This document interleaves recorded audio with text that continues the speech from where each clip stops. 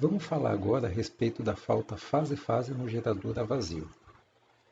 Vemos aqui na figura, então, a representação do gerador a vazio, ou seja, das três tensões internas em série com as suas respectivas impedâncias de sequência positiva. Então, vai ser aplicado um curto-circuito entre as fases B e C aqui. Tá? Então, nessas condições, a gente pode ver que a corrente da fase A é nula, pelo fato de estar vazio aqui. A corrente de neutro vai ser nula também. Então, a única corrente que vai circular é a que fica nessa malha formada pelas fases B e C. Sendo assim, a corrente de curto-circuito vai ser a própria corrente na fase B, que é a mesma coisa da corrente da fase C, só que com o sinal trocado. Vamos aplicar então a mesma metodologia que foi usada para a modelagem da falta fase-terra no gerador a vazio, que você pode acompanhar nesse vídeo aqui. Temos aqui as seguintes condições iniciais. A corrente na fase A é nula, assim como a corrente neutra. As tensões VB e VC são idênticas, pois são elas que estão em curto-circuito. E a corrente da fase B é igual à corrente da fase C, só que em sentidos opostos. Utilizando então o teorema de Fortescue para as tensões, a gente tem aqui o vetor das componentes simétricas de tensão, que tem aqui as tensões de sequência zero, positiva e negativa, e aqui do outro lado o vetor das tensões originais, VA, VB e VC.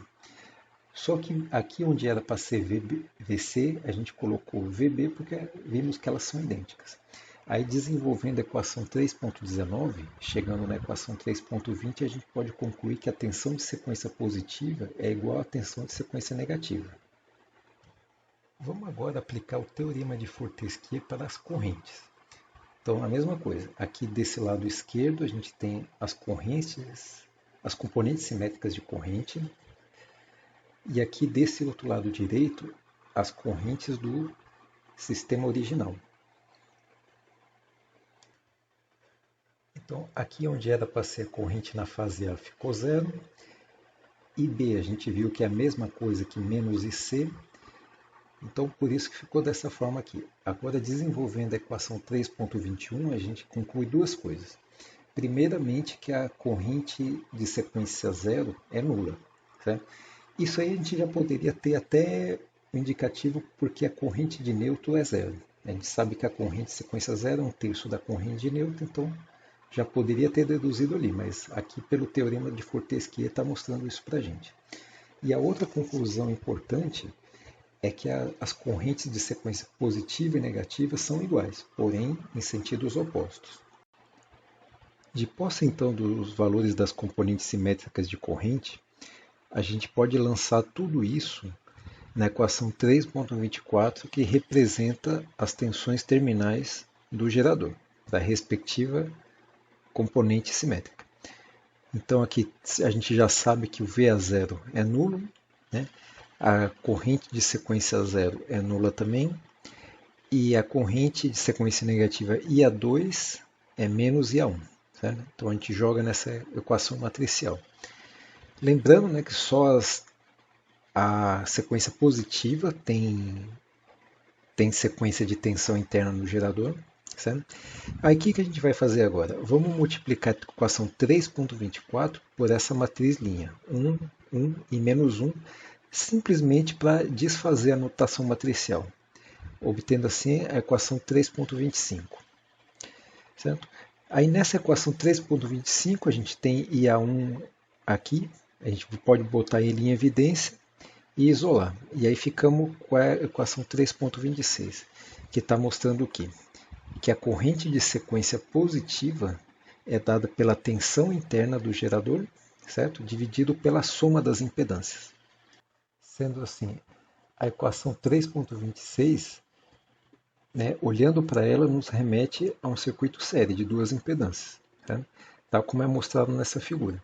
Então, temos aqui a tensão interna do gerador, está em série com a impedância de sequência positiva, que também está em série com a impedância de sequência negativa.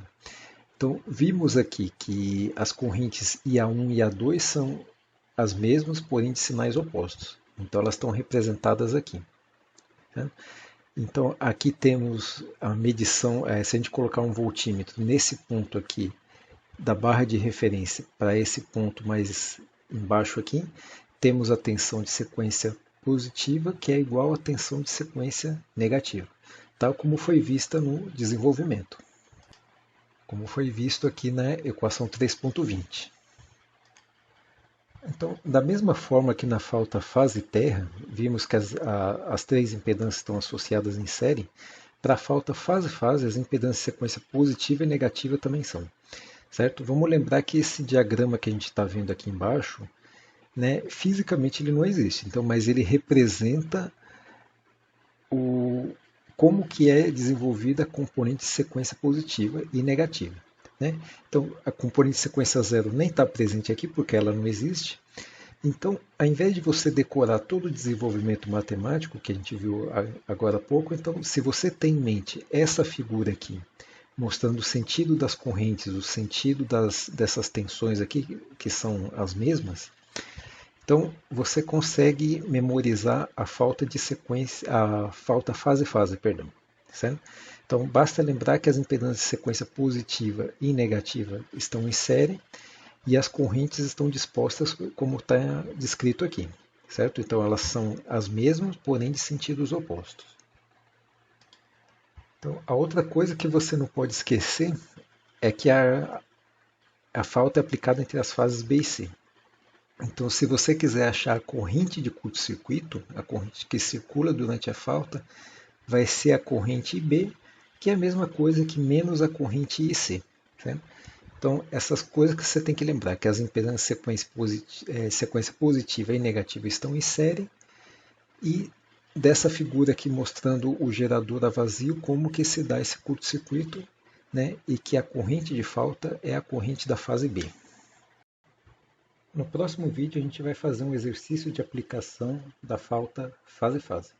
Então vamos utilizar o mesmo diagrama unifilar da falta fase-terra, que já tem vídeo sobre isso, utilizar os mesmos parâmetros e também aplicar a falta nos terminais do motor, certo? Com a diferença que agora é uma falta fase-fase.